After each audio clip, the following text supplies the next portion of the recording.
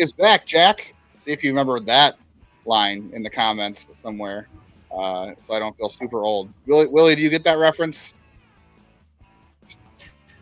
I have no idea what you're talking about. Okay, well, you're of a certain age, so I don't know. Maybe you'll get it. Your kids should get it. It's a Mighty Ducks reference for those who don't know. But way to no sell me on that reference there, and in the comments, hopefully somebody got that. But this is Guardians of the Future. I'm Justin Ladden. As you've now discovered, Willie Hood is back with me on this week's episode. Welcome back. It has been way too long, friend. Way too long, Justin. Thanks for having me on. Miss talking to you on a regular basis. I mean, I do blow up your DMs and I do blow up your messages on your phone. You're very patient and tolerant of it for the most part. But now I get to get you on a podcast and kind of pick your brain because you've become the draft expert, because there's so many draft experts out there nowadays. No. We're not going down that rabbit hole. I am not the expert. Let's be clear about that here. I am pretending real good. I'm just playing a doctor on TV, as you like to say. Exactly. I got my white lab coat on and we're ready to roll. Yeah. So this is going to be a draft only episode, of course, because that's what we're focusing on right now. And there's a lot to break down. And the first thing we have to get to is the 1-1 debate. There's all kinds of weird rumors out there. I mean, there haven't been in like 2 weeks, but the rumors out there are that Cleveland wants to cut a deal at 1, which everybody wants to cut a deal at 1, of course. That's generally what everybody does. Nobody ever gets paid full slot at 1. The question is if it makes sense for Cleveland this year, given the draft class and given how much money they have. And it's fine in a year in 2023 when you have 3 guys and, I think the Pirates save $500,000 on Paul Skeens versus going with Dylan Cruz or Wyatt Langford or even Walker Jenkins, as it were.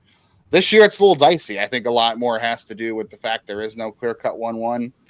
I still think it's June 24th. College baseball ends as we're recording this, Willie. I still don't think there's a clear-cut 1-1, truthfully. It's just a collection of guys that Cleveland values similarly is how or all teams, really. I wonder if all teams feel the same, that all these guys are kind of in the same bucket and it just depends on bonus demands.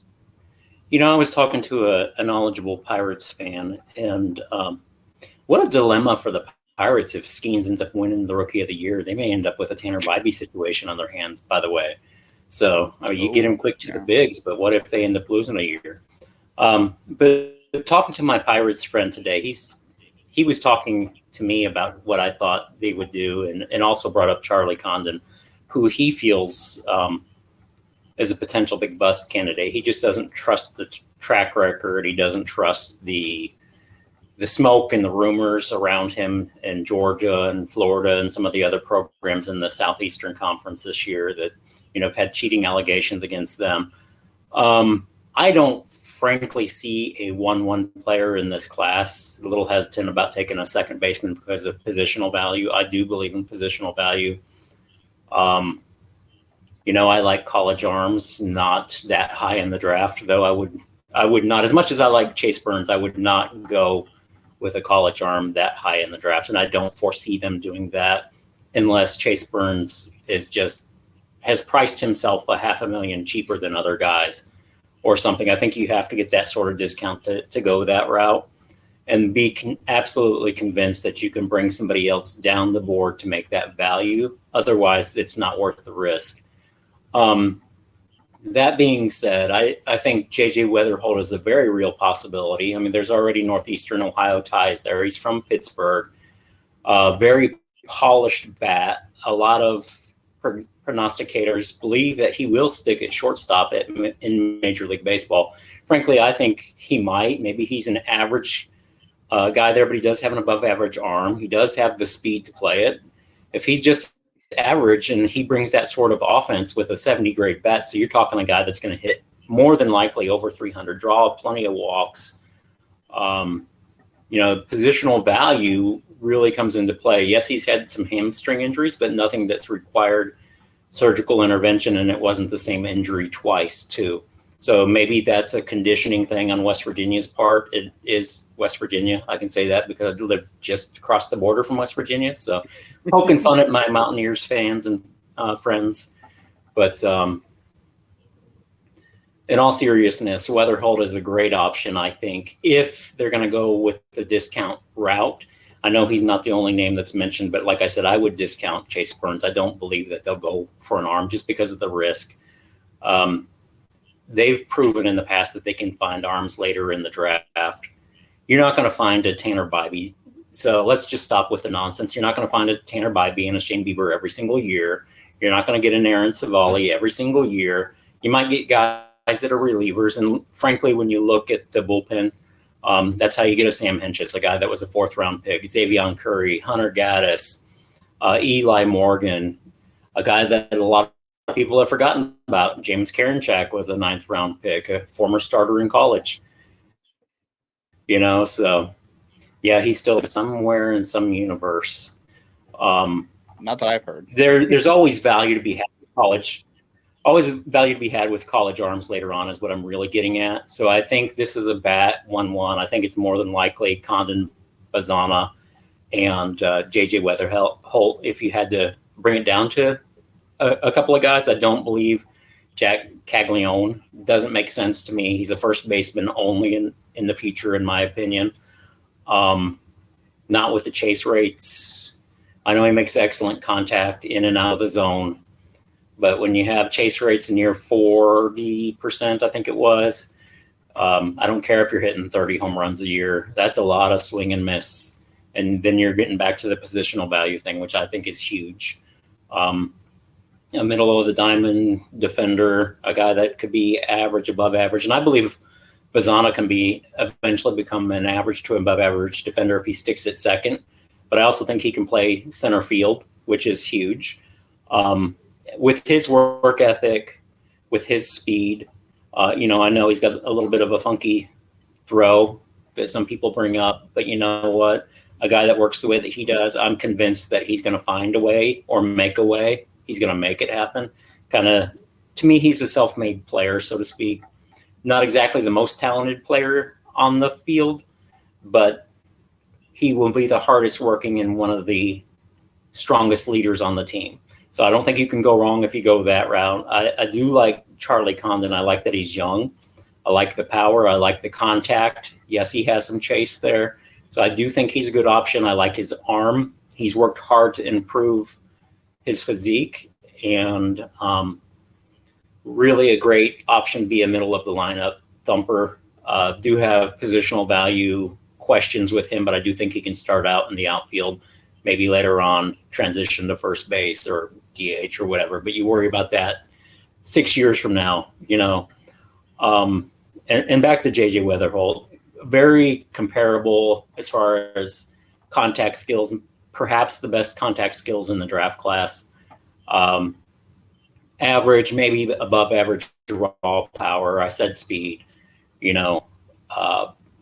has an above average arm. Just an excellent player all around. So I think he's a great option for them to fall back on if they can't get Bazana down. And frankly, all of this is smoke and mirrors right now. You're going to hear Connor Griffin's name brought up. This is all about playing them against each other to leverage the situation, to bring prices down, because prices at this point are still up and players aren't quite ready to come down yet. It's who's going to blink first type of situation. And for Cleveland, they've never had this opportunity before. I think this front office is smart enough to realize they've never had the opportunity before. They don't want to blow it, but they also want to add a core piece to the players that they have. So I'm looking for a player with 1.5 year type of return timeline.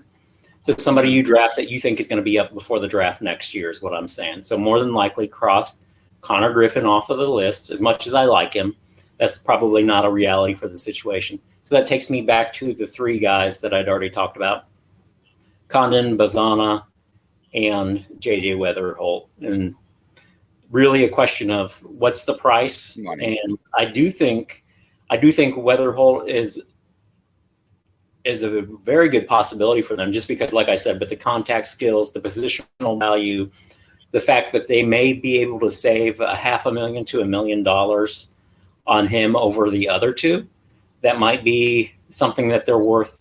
They consider worth, going after.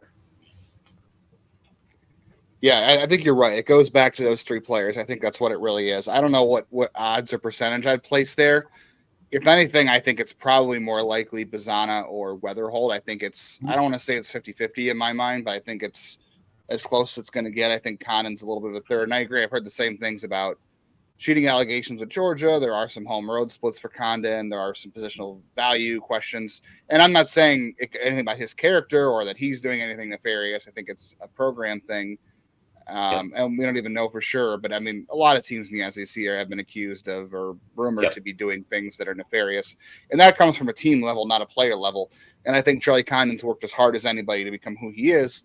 But we've had, I think on Lockdown Guardians, when we had other people on, they were just saying, like, it's usually a question of, like, how did you get this good and this fast? Like, how are you weren't a guy who was recruited in college. You didn't go play in the Cape. Like, it's a little stunning to become that good overnight. I know he had a good season the year before.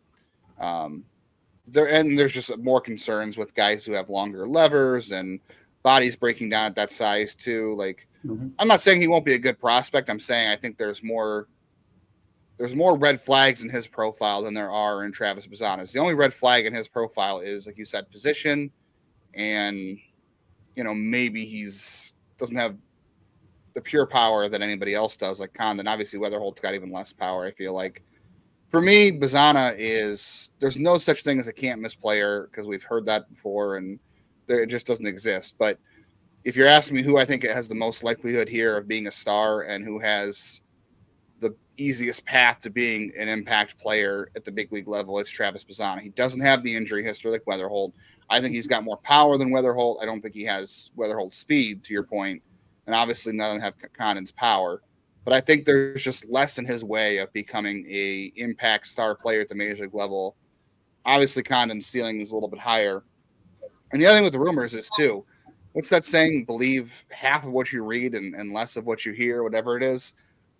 I forget what the saying is, but I don't believe anything out, honestly, in the media, because it's not coming from Cleveland, right? We know it's not coming from Cleveland. And if it is coming from Cleveland, if they're letting anything out there, it's all purposeful. Like you said, it's to drive down value. It's to drive down prices. Yep. So you really can't believe anything that's out there, because a lot of the quotes you're getting are coming from agents. They're coming from other teams who think they know what Cleveland's going to do. You can be at the same combine, the same game. You can notice scouts. You can notice interviews, all those sort of things. You can take observation of those things and put it into your overall calculus of what you think is going to happen. But a lot of the quotes are coming from, other executives who think they know what Cleveland is going to do, what they've done in the past. It's coming from agents who, of course, want to get their player out in the best light. Like, there's no doubt in my mind that JJ Wetherholt rumors about him willing to take less money, has to do with the fact that he has got a lower floor in the draft than both Bazana and Condon. Those 100%. Condon's going to go, Condon's probably going to go number 2 if he doesn't go number 1. And I think Wetherholt's floor is about 4 or 5. Or I'm sorry, Bazana's floor is 4 or 5. And then I think Wetherholt, could be 7 or 8. So he's got more incentive to take the less money higher, and his agent is probably going to say so, which is why he's in play. I mean, to be fair on Wetherholt, I like Bazana number 1. I've liked him number 1 since probably day one, really. The thing with Wetherholt is he was projected by a lot of people to be number 1 coming into the year, and the only thing that really hurt him was the hamstring issue. Yeah. The bat's good. The speed's good. It's just a health thing. But, of course, as we know, the problem for the Guardians is this. They've taken flyers on health risks before, and I don't know at 1-1 is that the right – it's fine. We've talked about this before off air, but it's fine when it's 15 to 20, right, when you're picking 15 to 20 or 25, and you're like, hey, this is a guy who's a top 10 talent we don't have access to otherwise. Let's take the gamble on, Brady Aiken or Chase DeLauder or Daniel Spino, because they're really high on other people's boards and our board because of the injury red flags. I don't know. 1-1 is the place you want to be doing that at. And then the whole crux of your draft then depends on who you can buy down to 36 and 48, right? Because you're not really taking the best player at 1, which isn't always the case. A lot of drafts, the best player overall isn't going 1-1 because of money, but you really got to have an ace in the hole up your sleeve at 36, whether that's Slade Caldwell or Carter Johnson, or I doubt it's someone like William Schmidt or whatever, but you know what I mean? Like, you're putting as much value into those 36 and 48 picks as you are number 1, whereas number 1 is going to be the most impactful talent and offers you the best, safest route to getting an impact player, which is, to me, Bazana, and Wetherholt has less power and the hamstring issue. So I don't know. It's a risky combination to me to pass up maybe something like a Bazana to go out and try to assume you're going to have a deal with someone at 36, 48, especially when that player is likely to be 5 years away. We know it's going to be a high school player, right? It's very unlikely that if they go Wetherholt 1-1 that it's not going to be a high school player at 36 and 48, because that's where you're going to spend the money. And that's adding to the risk, I think, as well. Yeah, and unless you feel like your deal is going to get done, you're going to buy that guy down the board. I can't remember the name of the prep pitcher that went in the 4th round to the Rangers for $3 million a few years ago. Is it Brock Porter? But he ended up going into the 4th round. Well, who was it? Brock Porter? Was that who it was? I think it was Porter. Yeah, Porter was the last name. Anyways, I say that to say you can play the odds, so to speak, but there's a good chance you might get burned if you're going to try to push somebody down the board. Say a Slade Caldwell, William Schmidt are 2 names that have been dropped specifically. Caldwell, you might be able to get him down because of his size. You get a right price on him, and that size may be a red flag enough for some teams. But you have the Arizona Diamondbacks, who are sitting above you with, I think it's 2 or 3 picks, I can't remember, in that 29, 32 range. I say that to say that there are other teams on the board who are looking to do similar things, who are going to be opportunistic, who are going to grab guys who they value, they have higher up the board. You can outsmart yourself with this pick and end up with multiple millions of dollars to spend, and really, quite frankly, not the impact players that you want. The Pirates did it with Henry Davis. They ended up saving, I think, $1.9 million. And then they got. Don't go looking at that draft. It's bad. It's bad right now. Don't go look at what's happening. Ronnie White and Braylon Bishop all over slots. And Bubba Chandler's in double A, and I think he just struck out 10 guys this weekend in his start in double A. He looks like he's coming around. Henry Davis, I think, may have just hit his first major league home run the other day. Hasn't exactly taken off at the highest level, but might be the future at catcher for them, though that's debatable. I know they've got Rodriguez that they got from the Mets a few years ago. But, I think you can try to be too cute here and outsmart yourself, but I think you also have an opportunity. Maybe you end up with plan C, because you're going to have plan A, B, C, D. You're going to have 3 or 4 players lined up. Hearing somebody like Connor Griffin's name brought up by Kylie McDaniel as a possibility there means he's probably pricing himself at the $8 million range or something like that, but going to come down to $6 or $7 million. And you really feel like he's going to sign a player that will usually, a player that reclassifies is usually going to sign. And I look at where guys are committed, and he's committed to LSU. Not like he's committed to Virginia or Oregon State, guys that are committed to those schools, UCLA. You're more than likely not signing them. Stanford is another one. Very rare to see guys sign away from those schools.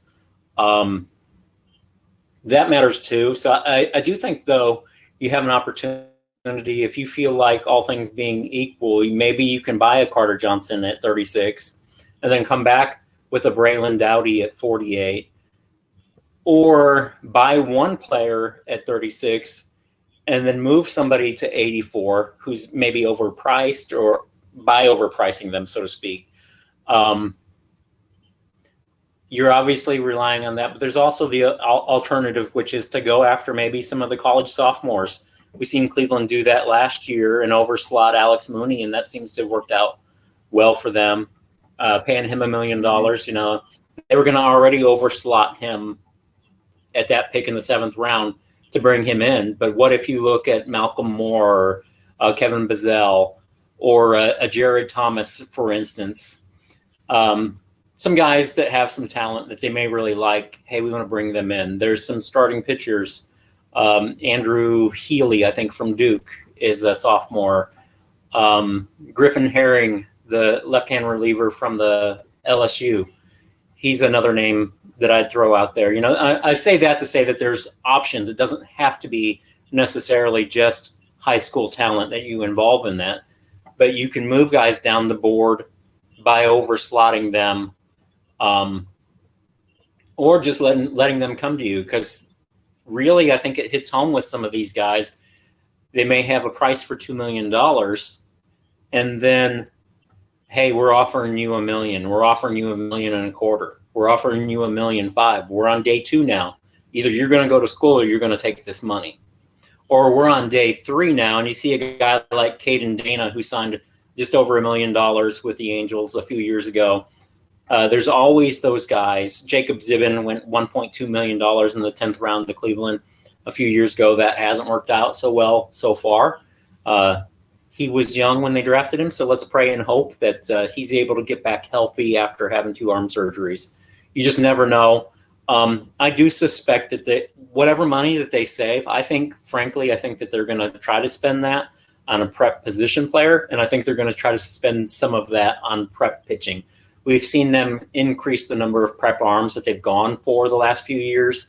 I think part of that is because they realize they don't have to unteach, if that's a word, bad habits. So you're hoping that you can teach good habits and develop a guy like Jackson Humphreys, a Jacob Bresnahan, guys like that you think, hey, there's more to these guys. And even in Alex Clemmy, who I pointed out the other day on Twitter or X, whatever you want to call it, it doesn't matter to me. It's all the same. Or how about we just call it X Twitter? Yeah. Alex Clemmy, who is not even 19 years old yet, and he's in Lynchburg and had a few great games here recently. Walks are still a concern with him, but I bring him up because there's some raw pitching talent that you can bring into the system. I know Cleveland has changed their profile, their draft profile a little bit the last few years, but for the most part, when you look at guys that they've overslotted, particularly your prep arms, most of them are still younger, and Cleveland has really increased bringing in left-handers too, something that we've seen them do in the last few years. So, yeah, I mean the prep. It's like I said, it's just riskier because that's a riskier profile, and they have not done a great job developing them historically. I mean, if you look at this current roster, it's McKenzie and Henches are your best success stories with high school pitching in the last couple of years, the last decade, really. And McKenzie's got his issues, and it took Henches becoming a reliever to really have a lot of success. Which you said that happens everywhere at every level. So it really depends on what you do there, but. Yeah, and to be clear, people who are listening who might be wondering, how do you buy a player down the board? Like, you're offering more money and you're telling the agent, hey, we're going to offer you $2 million, right? Slade Caldwell, we're going to give you $2 million. And they go to Arizona, who might be interested in him in Arizona, and they say, hey, we got a deal for $2 million. Are you going to match? And Arizona might say, no, we're not going to match. And he falls to 36. That's and coming into the year, Slade Caldwell is just the example here. But I didn't believe months ago that Slade Caldwell would be even a possibility at 36. I would love if that's the case. That doesn't mean it doesn't come without risks. And the reason this works out sometimes too is that the agents go to the team and they tell them what deal they have and encourage, that tells teams not to draft them. And when you draft players against their wishes, it's not good. So that's how these things end up happening, is the agent deters teams from drafting a player because they have a deal in place. And it's never a good situation when you draft a player against their wishes, especially if you've made it clear you're not going to meet their bonus demands, which is sometimes how guys get to college. So that's how that could work. And yeah, you have to have confidence your deal is solid and good to go. And like you said, you've got a plan A, B, and C. And we've heard the rumor. This is the rumor I believe, by the way, and we'll see how this pans out. But the one rumor I actually do believe is that Cleveland's looking to build their draft from the back to the front, meaning 48, 36, and 1. Not necessarily valuing those picks more, but valuing all three to get the most pieces out of those. Mm-hmm. I think there's still a way to get Travis Bazana at 1 and still do that at 2 and at 36 and 48. You know, you would just be looking at 84 and beyond and not necessarily going over slot there. If they really do value 48 and 36 heavily along with the 1-1 pick, you could still take Bazana off because, you know, you got to offer him 8.5, right? I don't know did he go to the combine? I can't remember, but you know.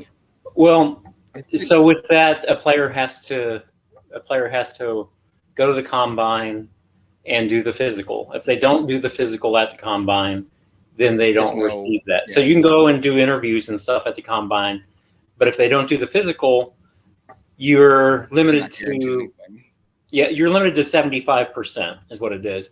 So that's where the $8 million number has come from. 8.5. I think 8.5 would be about 80%. So let's just say 8.25. Kind of call it middle ground. We're looking at 8.25. You shave off $2.25 million. That's a lot of spending power, but we haven't even brought up the 5% overage that they have. And I suspect that's could be something that doesn't even come into play in this draft because you already have over $18 million to play with. Whether they spend that or not is neither here nor there, but they may want to save that to day 3. And we're talking 5% overage on $18.25 million is about $900K, almost $1 million. That's something that, you know, I mentioned Caden Dana earlier. You can still pay a player on day 3 $1 million by using that, or you can pay 4 guys $250,000. I'm sorry, $375,000 because you already have a base of. No, I'm sorry. It's 150 now, I believe, for the 10th round. I'm sorry, the 11th round and the 20th round. So you could go up to $400,000 on multiple players. You could do that, or you can go with the draft and follow route. We saw the Reds successfully pull that off with a couple of players. One was a really interesting arm, Drew Pesca from Logan College. He was a Tennessee commit, a guy that I really liked for this draft class. You know, they were able to pull off the draft and follow thing. All of that to say, I do believe that they do value 48, 36, and 1 equally, saying that they're going to want impact talent. So you can get a player, you get Bazana down, but maybe you don't get him to where you want him. But what if you come back at 36 and you pop Ryan Prager just below slot? Let's say they save $250,000 on Ryan Prager there at 36, or Drew Beam even. You know, you come back $250,000 less than slot, and you got money to push down the board. I've already mentioned the overage that could come into play, or maybe not. Lots of possibilities, but a lot of good reason for them to value, because I think that's where the depth of the draft is it's after that first 10 guys. Then from, say, 11 or 12, whoever that is on your board, most people will agree there's 10 to 12 really good players that are your top tier. And then from there, there's a lot of players that are very similar to one another in value. And I think you can get those guys. You might get the same player at 36 that you're going to get at 48. Questionable that you'll get those guys at 84, though. But you have 2 opportunities between 36 and 48 to get 2 really good players. And, you know, I've mentioned overslot in a college sophomore. I'll drop a name on you. What about Cameron Smith from Florida State? He's a college sophomore. He's only 21, really, really matured as a third baseman at Florida State this year. Don't see it happening, quite frankly, but I'm just saying that there's all kind of wild and crazy possibilities with this draft class because there's so many guys that are valued equally. There's a lot of chatter that teams are going to pop prep arms earlier than they normally would because they realize those guys won't be there later, and then they'll be able to spend on college guys who slide down the board to them. I think there are going to be opportunities for Cleveland to do something with all of the money. It's really going to be about what can they create or what can they do, and who do they really have in their sights. We've mentioned Braylon Dowdy. We've mentioned a couple of other guys. Chase Mobley is an arm that I really like from Florida. What about Boston Bateman from California? Dason Hill from Texas? There's some prep guys that maybe at 48 or 84, like you said, maybe 84 really does come more into play too. And I think there are some really good college arms you can look at 84. And Matt Egger is one in particular, one that you and I both like, somebody that could potentially be a steal there. We talked a little bit about Luke Sennard. Maybe he's a guy that moves into the fourth or even to the third round, a guy that was striking out more than 10 batters per 9. I think his walk rate was below 2, and then he blew out his arm, and now he's back throwing again. High spin stuff, big build, righty, probably a middle of the rotation type starter. With his command and his 4-pitch repertoire, he matches a lot of what Cleveland has done in the past. That's a guy maybe you go at 84 or whatever, just saying there's a lot of options there. But I do think they're really, really trying to press because they want to get value. They want to extract value from this draft and come back with a core piece or two from this class. Yeah, because they haven't had this kind of money to spend in the draft in a long time. They have more money in the first round at that. They have more money in the first round at that first pick at $10 million. I know they aren't going to spend all 10, but that's close to what they've had some years in the entire draft. Like they've had years they haven't had that much money to spend total, and they always go over. Like you said, it's the 5% overage matters. Yeah, I guess they probably do want to make sure they make that money count, which is why you're hearing all this rumor about cutting a deal at 1. And again, everybody does this. This is not Cleveland specific. It's just a hard draft to do it in because there's no clear. Maybe it's easier because there's no clear cut number 1. Maybe that makes it actually a lot easier when you don't feel like you're missing out on a guy who is a number 1 and there's nobody else. Like Adley Rutschman, the year he won 1-1, like that was the guy, right? Like there was no question he was the guy. And Baltimore didn't miss out. Baltimore had a great draft that year, by the way. But if you look at the rest of their draft, they really didn't go over anybody else. They did kind of what I'd like to see Cleveland do, actually, is because I believe they also got Gunnar. Bunt. I think the same year they got Adley Rutschman, they also got Gunnar Henderson. Yes. So they didn't go over slot with Adley Rutschman, but they went very close. They didn't save a lot of money. And then they went over slot with Gunnar Henderson with their second pick. And then after that, they didn't really go over slot with anybody. They were pretty close to the slot or they were under. So they kind of, blew a lot of their cash on the first 2 picks. Mm-hmm. And that's okay. That's okay to do if you're getting the right talent. I don't know, as much as I like Travis Bazzana. Now, it's funny, they're both from the same program. I don't know that Travis Bazzana represents the same kind of value that Adley Rutschman represents because of being a catcher and all that kind of stuff. Yeah. And I believe Adley's also a switch hitter, if I'm not mistaken. Is he a switch hitter? Did I get that wrong? I don't remember, but he was a clear-cut 1-1. You're dead on that. Yeah. And there wasn't really anybody else who you could consider. So that was the right move for them. And I still believe Travis Bazzana is the right move. I guess the question comes down to the idea is that you can't offer less than 8.5, right? Like the agent would get screwed pretty badly and would look bad if you don't offer 8.5. So that's kind of the bottom line for JJ Wetherholt is 8.5 because he's not going to get anywhere near that if Cleveland doesn't take him. Travis Bazzana, I think you're probably talking 9, right? I think that's the starting point. The rumor is I think that's probably where Cleveland is gonna want to go with him. So you think he gets more than 9? Let me say this. So the rumor is Charlie Condon is the highest priced player in the draft. Maybe rightfully so. He's one of the youngest college bats available. Track record and all in consideration, I don't think they go that route. I don't think this is a song and a dance from them either, trying to get the price down. I think Bazana is smart enough to cut a deal that's comfortable for him. I would come in just because Skeens got 9.2 last year. You're going to be asking for 9.3 and anything above. So the Reds have 9.79 million at pick 2. That's a lot of leverage for Bazana to say, pick him. I'm good.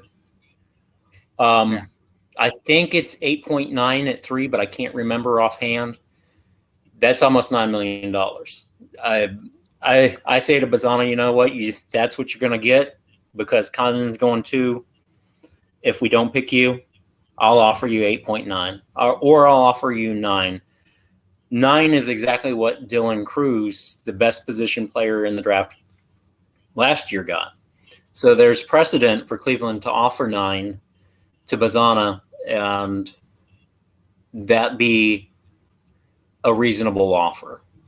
If they offer at 9, you're still $1.57 million below slot there. And you can do a lot of damage with that. You can do a ton of damage. So let's say I have that on top of, I'm not looking at the slots, don't have them in front of me, but I believe it's 3.1 or something like that at 36. It's pretty close to 3. I do know that. I put that on top of the 3 at 36, and that gives me 4.5. If I use my 900K from earlier, I have 5.5. So your 5.5 is about mid-first round money. You should be able to move a guy. That's where you get the chatter of a William Schmidt, a Slade Caldwell. I'll throw out Ryan Salone, though there's some possibilities. He could be a possibility for Chicago at 14 on an underslot deal there. That would not surprise me. That's what the White Sox did with Noah Schultz a few years ago. He bought the Illinois kid and underslotted him, and now look how well he's performing in their minor league system now. So that might be something the Cubs would derail for them. You know, that's a team to keep an eye on. There's a lot of possibilities. You know, I would throw out Carter Johnson. I think you know that I've liked Johnson for a long time. I love the hit tool. Tyson Lewis is another one. I think he's probably a third baseman, has a third baseman frame. Kid's from Nebraska, though. So, you know, he's not faced top flight competition. What's the competition like in Alabama, too, though? It's not quite Georgia, Florida, and California type level, you know. So, and I'm not trying to diss on Carter Johnson when I say that. It is something to consider. How have these guys performed against top flight competition? How do they do against velocity? Do they hit spin? All of that, a lot of factors come into play. There's a lot of opportunity. Who's leaking the names? I think you brought out something, and something I wanted to come back to is kind of what you were hitting on a little bit there with the agent. None of the agents are going to want to cut too big of a deal. That's why Wetherholt may make the most sense in terms of cutting a deal, because his ceiling, if he doesn't go 1-1 on an underslot deal, might be as high as 4, but his floor might be as low as 9 or 10. You know, I mean, just because how teams are valuing other players, a player may sneak into the top 10 that some people don't think is a top 10 talent, like Trey Savage from East Carolina or a James Tibbs. You know, St. Louis at 7 is motivated to potentially save some money because they lost 2 draft picks from signing all of those free agent arms in the offseason. So they may try to undercut at 7 there and save some money and go for a college bat with a quick return, somebody that can play outfield for them. They like those outfielders now. So I'm just laying out some possibilities. But I think what you were really talking about with the agents, that matters a lot. And that matters later in the draft when you're trying to underslot a guy and the guy saying, no, we're not going to sign that, or no, we won't match that. That comes into play too, because you have to maintain those relationships with those players' representatives, because they're going to be representing players that you want later in the draft or even next year. So those relationships matter. And that's why that matters, and that's why that's important. And some of the stuff that goes on in the background that people aren't ever aware of, we don't really hear much about. It might come out a little bit here and there. Sometimes we'll hear, like Will Benson's price, $4 million before the draft, $3 million on Ethan Hankins. Those things leak out. Look at the school, and you can pretty well tell yourself, if it's Duke, if it's Vandy, if it's Stanford, if it's Florida, these guys are going to have high prices. If it's UCLA, these guys are going to have high prices. If it's Liberty, the guy's price ain't going to be so high.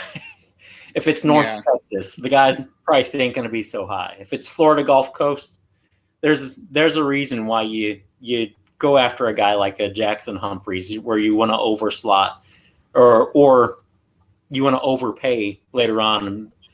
Humphreys was a Campbell commit, not exactly a hard commit to buy out. But they've had a good program, to be fair. Yeah, their coach just left for Ohio State. Not a slight on the Campbell program. You're right. There's a lot of talent in North Carolina, and I think the Camels there pull a lot of talent in too. They do. Yeah, it'll be interesting. I mean, you do have schools that are harder to sign from. The UCLA's, like you said before, the Stanfords, Vanderbilt. Yeah, well, Virginia is just so unique. They get everybody to campus. I feel like I never hear a guy committed to Virginia being bought out in the first round or whatever it is. But there are schools that are easier to get guys from. It's not as hard. I mean, you're talking about Connor Griffin at LSU, like you said, he reclassified. There's Texas A&M, who I think is hard to get guys from, but because they pay a lot of NIL, I don't know what that does for baseball. But we didn't even mention like PJ Morlando was a guy who was a first round bat. He's fallen down to out of the first round. I wonder if Cleveland's interested there, if they can get, since he's very likely to go down to the second round or the comp round now. He's a South Carolina commit. That's not that hard to buy out of, and they just changed coaches. But Morlando is 19.4 years old at the draft, and that matters because he'll be sophomore eligible in 2 years, so he can come back in the draft in 2 years. Leverage. Yeah, that gives him some leverage. And which would also say he is not a Cleveland type because he's a little bit older, but they've kind of gone away from that a little bit in recent years. There's been some guys they've brought in that was a little bit older, but not necessarily that high. But his grandpa also played for the Indians years ago for a season, so there's some ties there. There's some connections, yeah. Yeah, there's also some red flags, if you will. So. Yeah, I do believe they are definitely going to value those next two picks very heavily in what they do at 1-1. Like you said, that's a good point I didn't consider too about what you offer Bazana, is because no matter who goes 1-1 this year, although I can't see it with Wetherholt, like that would be very unprecedented if you think about it, because this is the highest draft bonus ever, right? For the 1-1 pick. It's a new record, is that 10-5 slot. I think no matter who goes 1-1, I feel like now that I'm thinking about it, whoever goes 1-1, is their agent going to look bad for not getting him the new record? Because what you said, Skeens was 9-2, and that was the record at 1 in the slot era. Can you really imagine? You have to get 9-3, but that's the reason Wetherholt is on the table. In addition to, his talent, is if he's $1 million, he won't get 8. Yeah, he won't get 8.5 at even if like you said, you think his what's slotted his ceiling 4 or 5. 4. Yeah, if his ceiling's 4, you offer him 4 money. If that's 8.4, 8.5, then you've saved $2 million. I mean, that's a lot of money to spend. Yeah, I guess I just wonder if you're pushing that for that agent, I guess you're getting your client a good deal at 1, because he's not going to get that much money where he falls, because he could fall as low as 10, like you said. So I guess it doesn't look as bad for the agent if they get him 8.5 at 1-1. It's just interesting because you would think whoever goes 1-1 is going to want to set the record, right? They're going to want 9-3, 9-5. I think you're right. I think 9.5 for Bazana probably ends up being, or like you said, maybe even 9.3. Even at 9.5, that's still $1 million in savings, right? That's the pick is worth 10.5 something. So you're still saving $1 million. There's no way you're giving him full slot. there's still a good chance that Charlie Condon gets even more than that at number 2. I guess it all depends too what Travis Bazzana wants to, does he want to be the number 1 overall pick? Does that factor in? That makes him more high profile, and I think he also wants to bring that level of attention to Australia. That's very important to him. I wonder how much that factors in. And the other thing that I also want to factor, we never really talked about, we don't have too much time to really dig deep today like I would like, but is how much Cleveland will change their strategy. Like, we've talked before about Ethan Purser being the guy in charge now. He is an internal hire, but he does come from the Rays, and he is new, and he also was the guy that got Daniel Espino signed. And Cleveland has been willing to take risks in the first round. Will they take a risk at 1-1 like they have at other spots on the board? I feel like they won't take as big of risk as normal because those risks to me represented, like we talked about before, they represented the ability to swing for talent that was higher on the board but drop because of concerns. I don't think they'll do that here because of the opportunity they have in front of them. So I'm discounting that. Maybe I shouldn't be, but I think I am. I just wonder how much they'll change because of the opportunity they have and because of the new guy in charge and the money they have to spend. That's my kind of questioning. But teams, he's an internal hire. Teams that tend to stick to their model. We know Cleveland's model heavy. We don't know that much about Wetherholt compared to Bazzana because Bazzana's made more headlines and Wetherholt was hurt. Seems like Wetherholt's a great kid. I wonder how much like makeup comes down to it too for Bazzana too. Like there's just a lot of things that are off the board in terms of what we usually see from Cleveland, that the money factor and the makeup factor from Bazzana that play in here that, how much do you really feel like you need to save to really go and spread that money around at like in 36 and 48? Because like I mentioned before with Adley Rutschman, the Orioles didn't save that much money at 1-1, but they still managed to go out and spend good money on him and Gunnar Henderson and another guy, I forget who it was at their next pick. And yeah, like I said before, the rest of the draft, it wasn't like they weren't going crazy with the money. They were just going slot or below. I don't know. This class, I know you said you don't think this class is as bad as everyone's saying, but I think it is a top-heavy class, and the prep talent is lacking than it is from years past. It doesn't mean you can't get good players down there, but it's less of a high-end talent, so to speak, than it is in years past. That's why I'm a little more hesitant to say do the deal with Wetherholt and then, get a Caldwell or get a I still think the odds of him and Schmidt getting to 36 are pretty low. I guess it really depends on what they do, but I guess if you do Wetherholt at 1-1, then you are probably getting a deal in place with somebody big that you think isn't going to make it there. But there are still players to be had. I think a Carter Johnson at 36, if you go Bazzana at 1-1, or like you said, come back and do a Ryan Prager and then push someone to 48 that maybe you overvalue a little bit. I still think there's a world where they can get all that done taking Bazzana, because to me, I know 48 and 36 and 48 are going to factor in heavily here, but I don't know. I just think you're talking about close returns on a player, and you're talking about not wanting to screw this up. I think Wetherholt could be a good player at the next level. I really do. I don't think he ends up being as good as Bazzana. And I think a lot of that has to do with, just like you said, he is a self-made player the way Condon kind of is too. And I think at the end of the day, I still think you can make a certain plan work by going that route, and you're still going to save $1 million. I can't imagine Bazzana's getting more than 9.5. That to me is the absolute max is there. So it's a difference of $1 million, right? Is 8.5 versus 9.5. More than likely, yeah. And is that $1 million on the value at pick 36 and 48? Is that worth it to them? So in other words, let's say you go Bazzana, Prager, and you get who's a prep arm you think that they might go for, or a prep hitter you might go for at 48? There's Ethan Scheifelbein who could get down there. UCLA commit. I don't think you get him. That could be tough. Yeah, David Shields I think could get down there. Dowdy will not get there. Chase Mobley maybe, because I haven't seen him mentioned that high recently. I don't know how far. We're talking 48. Mobley makes a lot of sense at 48 to me.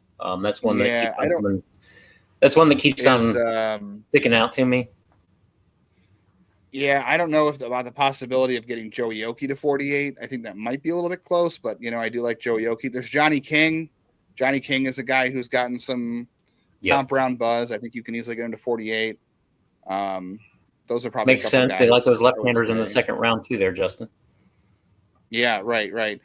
As far as bats, I mean,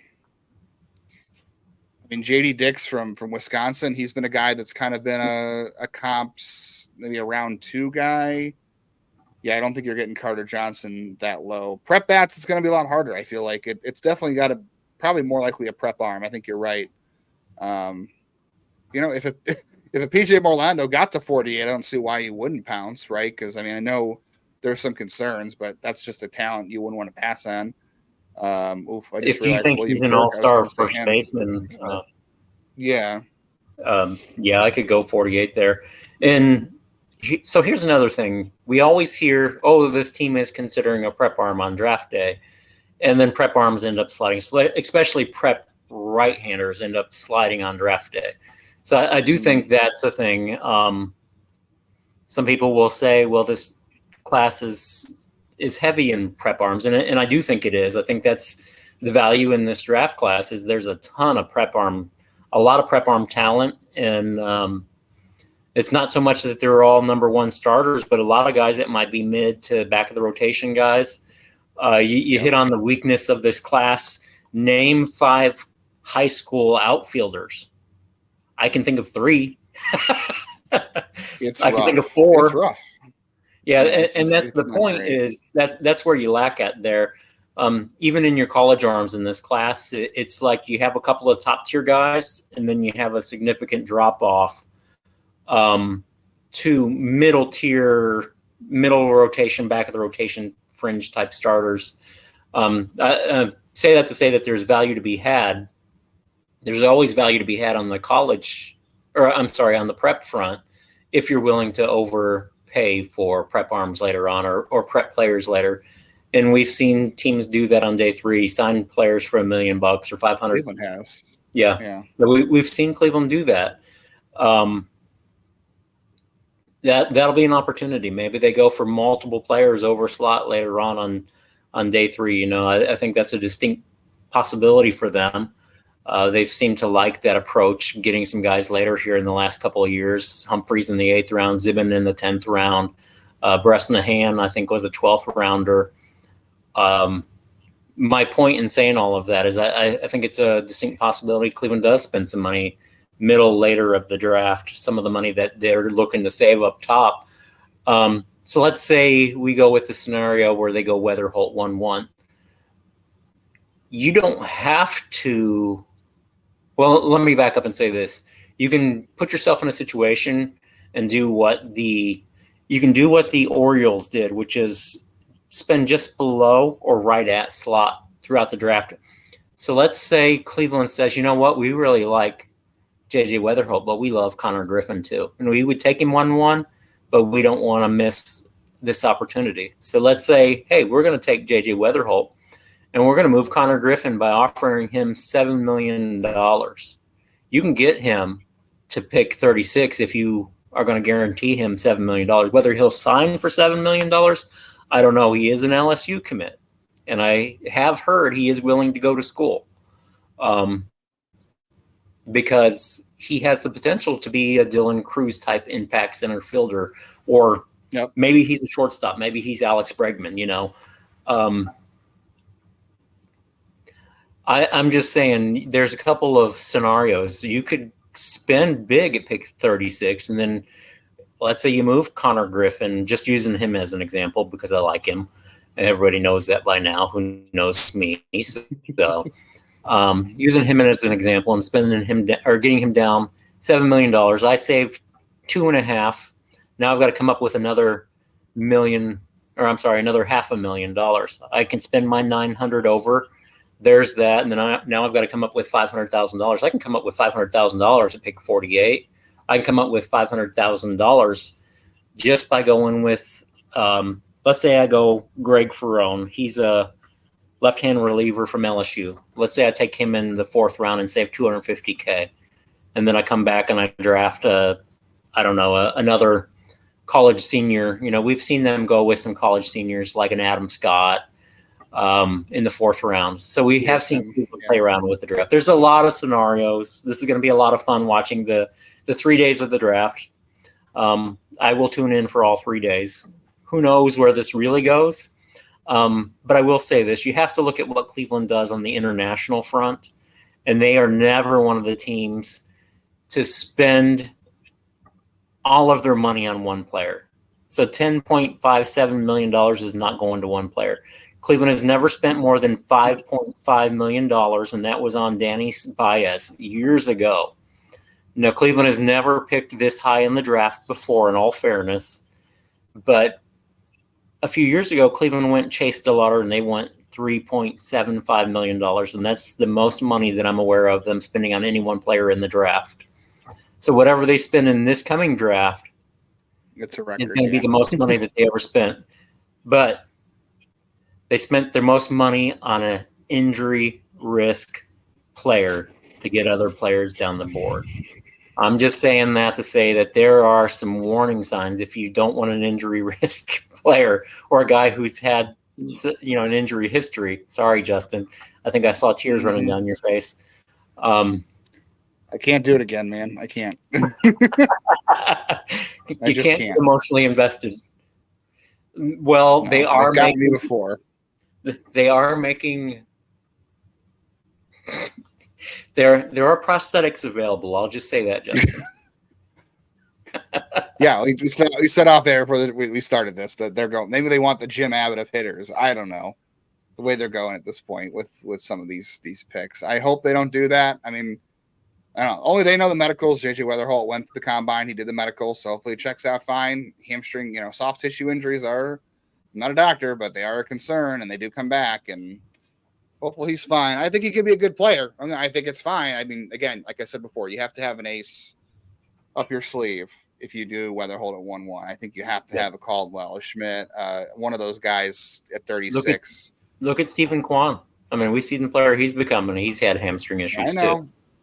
So, yeah, I mean, we're seeing it even within the organization too. Now, for some reason, Kwan has really developed on the major league level. I mean, next level, nobody saw him being one of the best hitters in Major League Baseball this year. He always had the on-base skills, always had the contact skills, but what he's doing this year is just, nobody saw that coming. So they could do that. And if you did, you're a liar. Right. Oh yeah. Hitting anybody close to hitting 400, you're a liar. All right. Well, that seems like a good place to end it before I get more depressed about injuries. I wanted to get to a couple of sleeper names. Maybe we'll get back together. Let's see. We're recording on June 24th. The draft is July 14th. Maybe that week before the draft, we'll get back together. I'm just going to throw out a couple names out there that I really like in the draft. We don't have to get deep on this, but maybe you can just throw out some names too. But a couple of guys that mostly college. Sean Keys from Bucknell, who we talked about, I really like. We've talked about Cole Mathis before. And then the pitcher I really like on day 2 early is Daniel Egan. He had a good combine. I know the Guardians really like him. He'd be a lot of fun, a guy that really fits them. But those are just a couple of names. Like, those are guys I hope that to hear their names called for Cleveland. Like, those are guys I'd like to leave the draft with. Are there any names, just very quickly, you have that you hope the Guardians come away with? I like Sean Keys, Cole Mathis, Ryan Stafford, the catcher from Cal Poly. Cal Poly. I always love catchers, so hopefully they get a couple of catchers, and I'll be a happy man. Big college arm fan too. I like Chase Mobley quite a bit. He's not Connor Griffin like tier for me. Who is? But I like a guy like Gage Zeal. He's one I like. You liked him a lot, yeah. Yeah, I like Matt Ager. I mentioned Luke Sennard as a guy that I think could be a real breakout candidate. Maybe similar situation to Henry Williams a year ago. A guy that ended up missing time but was ready to come back after the draft. Somebody that the Padres took a year ago. But a lot of opportunity for Cleveland in this draft class to really stretch it and come away with just a lot of talent. That's my big thing with this class is come away with a lot of talent. And I think that they will do that. think that they have to hit on the college arm side, and I do think that they will. Do think they Day will? two, yeah. Yeah, I think you'll come back with a lot of arms on day two. As exciting as a guy like Matt Wilkinson has been, velocity is only 88 to 90, up to 92 most days. You got to take that into consideration when you're seeing a guy perform, and he is 22, 23 and at that level. Not slighting him because I like Tugboat, but I say that to say you can't count on all of these later round guys just panning out too. Sometimes you have to draft talent, develop it, and pay the money, right? Maybe your Shane Bieber or Tanner Bybee every 6 or 7 years. That's great if you do, but you have to hit some of these middle run arms too to provide the system with some depth and the org with some depth to work on. And I think they'll find some guys there. Like I said, Matt Ager, Gage Zeal guys I like in the third round. Should be a lot of fun. All right, well, come back in a few weeks, Willie. We'll maybe do this again before the draft. And in the meantime, check out, next year in Cleveland, check out Willie's writing. Follow him on Twitter, X, whatever we're calling it these days, to get all that fun stuff. And we'll be back again. I know a lot of people probably wanted to hear about promotions and some John Kenzie Noel talk. Not enough time this week, maybe next week. And then maybe the following week, we'll get back to the draft once again. But thank you for tuning in. Tell a friend, leave a review, all that fun stuff. And follow Willie on Twitter for some draft thoughts heading into the draft season. It'll be a lot of fun. And thank you all for tuning in. And we'll catch you again soon.